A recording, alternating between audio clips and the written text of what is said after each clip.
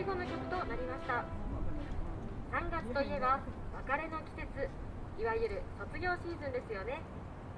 学校を卒業する生徒の方や長年勤めてきた会社を卒業する方など、人それぞれの卒業があります。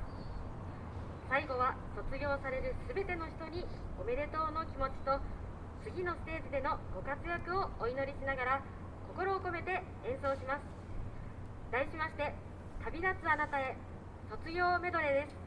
本日はありがとうございました。